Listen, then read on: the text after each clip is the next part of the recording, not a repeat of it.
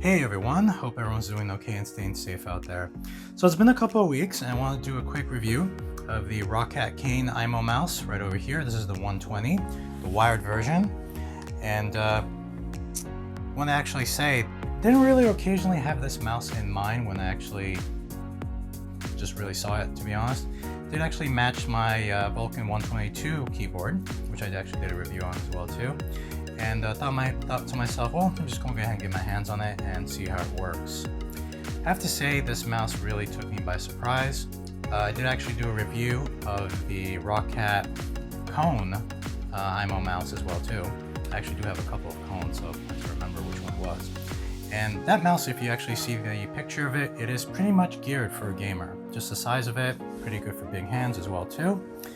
And this one you can actually see is a little smaller, definitely feels lighter, that's for sure. But it is actually a very impressive and unique mouse as well too, definitely for gaming. I actually do use it in the workplace just like the Vulcan 122, so I pretty much use it extensively. But have actually gotten my hands on another one because I like this so much and have been using that for gaming, and it works pretty well for strategy games, simulation, of course, first-person shooter is one of my personal favorites. Obviously it does have a very amazing RGB, so it definitely has caught people's eyes in the workplace, just like the keyboard. And definitely some pretty good options to go with it. Feels great. The quality actually is pretty good. And go ahead and just try to get a little closer. I can show you a bit of the clicks, and I do apologize if this doesn't focus correctly. Definitely a couple of buttons here. The quality of this mouse does feel really great. The scroll feels really good. Some side buttons here, which I hardly ever use, and of course your DPI button here. If you actually wanted to change DPI settings on the fly, particularly useful if you're going to sniper somebody in a first-person shooter. So I actually haven't really used this mouse for gaming, but the other one I have, and it actually works pretty well. Since this is a little bit smaller, I do find myself gripping the mouse a little bit more to some degree, and I actually do feel this more when I'm actually gaming on it. In the workplace, it's just a regular mouse, and it works pretty well, feels great. And there's no issue there, but just a little FYI when I do compare it to the Kone, that's for sure. So let's go ahead and just plug this in and take a good look. Take a look at the RGB colors and also the Swarm software, how it behaves with this particular device as well too. It definitely will not let you down. So you can see I just went ahead and plugged it in, and I do have it side by side with the Kone mouse right over here. You can definitely tell the size comparison. A little bit more curved around and geared for the curve of your hand. And this one's definitely a little bit thinner over here. So obviously, for example, when I put my mouse on the Kone, definitely more geared for my hand over here, even though I don't really use these buttons on the side, but the option's there. Putting my hand on this, I do feel myself gripping a little bit, squeezing. Actually, I have to readjust my hand, to be honest, a little bit more forward so I can actually get a pretty good grip on it. But I got used to it after a couple of days, and now this mouse actually feels really, really good. Go ahead and take a quick look here. Now that I'm actually 100% sure that it is focused, see the quality over here. One little comment I actually did get, pretty common question when I did my original review. In this particular color, the Arctic White option, does this mouse get dirty? Well, you know, obviously mice do get dirty here and there, but permanently dirty or streaks or anything like that, you can actually see yourself. And I actually didn't really clean this mouse, just basically just gave it a bit of a dust off, but it still looks pretty good. So to answer your question there, unless you actually spill something really sticky on it, which can still be cleaned off, it actually looks pretty clean, almost like I actually just opened it out of the box. And I actually do have another Kain mouse as a spare, still new in the box. I wish I can actually pull it out and show you a side-by-side to actually demonstrate to you the mouse is actually still in excellent condition. One of the first things I actually noticed about this mouse, a very unique characteristic, is that it is actually very, very light. There's another mouse I did do a review on that's even lighter. There's actually a very good balance, I guess, between the two of them, something heavy and something light. Actually not a big fan of really, really overly light mice. Back then, I actually used a ROCCAT XCD Kone mouse that actually had the option in this compartment down here to put weights in it. And I actually did put about 2 or 3 little 5-gram weights in it to actually make it a little bit heavier. The Kone right over here. This one definitely does feel a little heavier, but definitely lighter than the Kone XTD that I previously used. So overall, a light mouse definitely feels great for everyday use, emailing, social media responses, and all that jazz that goes with it. Let's go ahead and take a look at the software as well too. And over here we have the ROCCAT Storm software opened up. You can actually see my keyboard and my Kone mouse as well too. And here's the Kain plugged in as well. Some general settings over here. Here's the DPI switcher that takes advantage of that little button in the middle that I mentioned.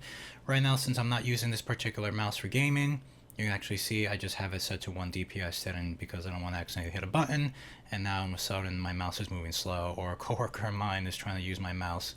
That'd actually be a funny joke, like, why is this not working? Oh. Some other options over here: vertical scroll speed, everything else, double click speed, which I usually like to increase to a really high number. I just double click really quick. Some other options here as well too. Go ahead and move over. Some button assignments, obviously. You can definitely assign buttons to the buttons over here. And you even reassign the DPI button and of course the button with the scroll.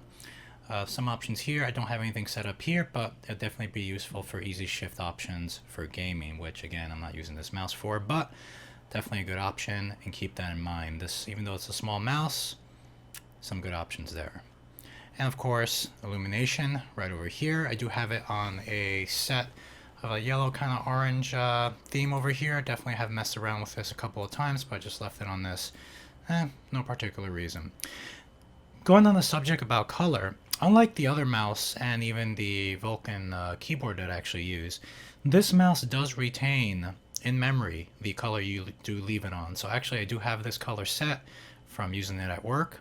You actually see it did actually retain it. So if I actually do change this to, let's say, green, for example, it will actually remain and keep the green color when I do plug it back in my workplace, or even just plug it back into any other computer that doesn't even have the ROCCAT Swarm software.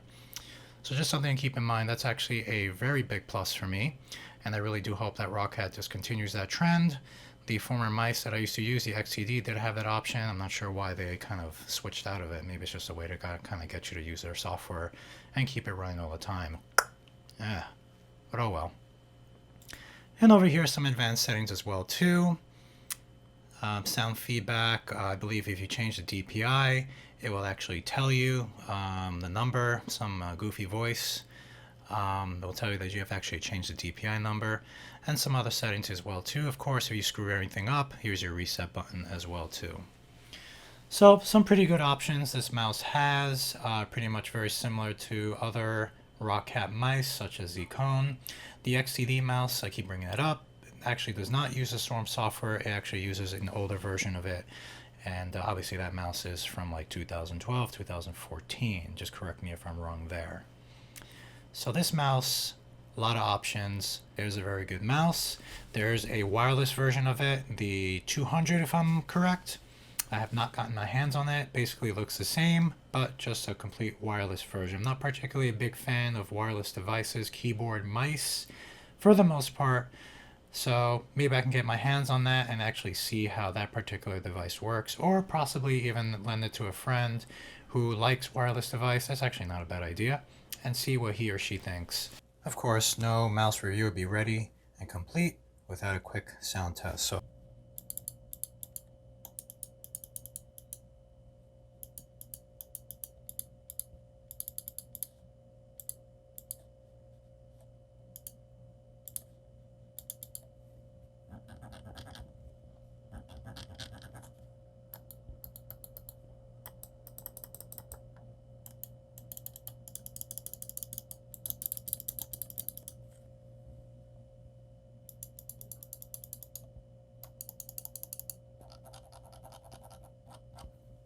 So honest opinion, how do I feel about this mouse? Absolutely amazing mouse to use. Generally speaking, for general use such as emailing, workplace use, and pretty much anything else, typing up an email, typing up a Word document, works really great. Can't really complain whatsoever. Obviously, if you're going to be using it for a workplace, you pretty much wouldn't be using it all the total functionality of this particular mouse. These buttons here actually may come useful to you. I don't personally even use them, but back and forth, especially when you're web browsing, especially if your workplace is actually based on the web a lot. Mine's is for sure. So this actually can come very, very useful. You can actually see the colors over here, the green colors I actually set up. In terms of gaming, well, I definitely do prefer the Kone mouse. It's a little bit bigger, just more gamery, as some reviewer out there said, which is kind of funny. So while that mouse I actually do have a personal preference, this mouse definitely will not let you down in terms of gaming. I definitely have received that question a couple of times in comments and whatnot. But it actually really does work really well for gaming as well too. Just bear in mind though, the mouse is a little bit lighter. If that definitely will bother you in any way, or just doesn't really work out for you, you might want to consider the Kone or another mouse that's just a little bit more heavyweight. This mouse is pretty light, like I said. I wasn't even expecting it to be this light. I have a little bit more feel to it. But I would say give it a few hours or even a day or two. Try to grow into it, so to speak, break into the mouse just like a shoe. And I think you will not be disappointed when it comes to gaming as well too. Just my personal preference as well too on the mouse, but this works really well for first-person shooters, strategy games, and some other stuff I've actually played. I'm an old-fashioned gamer, so I haven't really played too much late games and whatnot, but if it's a first-person shooter, it's pretty much the same buttons all the way, as you can see there. Thought I could change the picture right there. The cord is actually pretty long enough. It's braided as well too. I would say it's about 6 to 6.5 feet, which actually is pretty long and will not let you down. I haven't had any issues in terms of cable length on this mouse like I've had with others. In terms of buttons getting in the way, it's occasionally happened. Like I said, I really don't use these buttons here. I've unfortunately hit a button here and gone back on the web page, which can be a little irritating. But I believe you actually do have the option, as you saw in the Storm software, to reassign those buttons for something more useful, or even something that just really wouldn't bother you whatsoever if you accidentally clicked on it. And again, of course, if the cable does bother you, there is, of course, the wireless version, the Kain 200, I believe, and does come in a Arctic white and a black version as well too. In terms of the RGB color, just something else I'll mention, sometimes it does take a moment to actually really find the color you're looking for. In my original review, I did mention when I'm trying to put a blue color here, it comes out kind of a purplish kind of feeling, which looks a little odd. I know sometimes this occasionally can happen in terms of RGB colors on any device, so just something to keep in mind. You may just have to play with it a little bit to actually get the correct color. You can see this green color here kind of has a little bit of a tint of like maybe a little bit of a blue, and this yellow actually looks pretty solid. So again, just have to play with it. Don't let it let you down. If you actually do pick a color scheme or a custom color and it's not the one you're looking for, it looks a little weird, you can always play around with it. Anyway guys, I really hope you found this useful. Little follow-up video once again of another amazing product. This mouse definitely has some awesome options, and I definitely do like the fact that it retains in memory the color that you actually set up with, and I really do hope, as I said, ROCCAT keeps that up, because obviously when I unplug my Vulcan keyboard or put it into sleep mode, it starts going with that whole rainbow color effect, which is nice, not what I really want to see. So having that option on this is absolutely great. Go ahead and shoot a like and subscribe if you really enjoyed this video, found it interesting, found it useful. Any questions or even comments if you actually own this mouse, let me know. I absolutely enjoyed getting the feedback on this particular mouse and even addressing it in a video like this as well too. Anyway, take care, and as always, stay safe.